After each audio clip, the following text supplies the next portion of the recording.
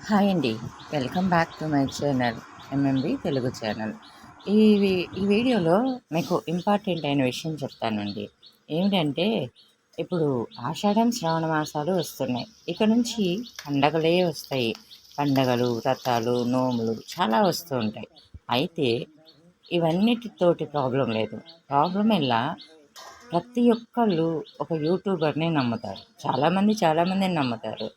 ఆళ్ళని నమ్మాక వాళ్ళేదో చేశారని, వాళ్ళు చూపిచ్చారని, మనం కష్టపడి కొనేసుకొని, అయ్యో! ఆ రోజు వాళ్ళలా చెప్తే చేశాము, ఇలా చెప్తే చేశాము అని ఆనక బాధపడితే, మీరెవరిని చూసి ఇన్‌స్పైర్ అయ్యి కొనుక్కున్నారో వాళ్ళెవ్వరూ మీకు పైసా కూడా ఇవ్వరు. కాబట్టి మనకి అవసరమా? లేదా? అనేది మాత్రం చూడండి. అంతేగాని అరే ఇది కొనకపోతే మనకు ప్రెస్టీజ్ ఇష్యూ, లేకపోతే పలానా ఆమె చెప్పింది, పలానా అతను చెప్పాడు, నేను చెయ్యాలి, నేను కొనాలి, నాకు అవసరం లేకపోయినా కానీ సరే, తల తాకట్టు పెట్టైనా సరే బొమ్మల కొలువు పెట్టాలి, లేకపోతే 10 మందికి వస్త్రదానం చేయాలి అనేసి చేయొద్దు. మనకి నిజంగా ఆనవాయితీలు ఉన్నాయా లేవా, మన అమ్మమ్మలు తాతమ్మలు వాళ్ళు వీళ్ళు చెప్తారు. లేదు, నాలాగా ఇంటర్ కాస్ట్ మ్యారేజ్ వాళ్ళైతే పక్కన వాళ్ళని, తెలిసిన వాళ్ళని అడగండి.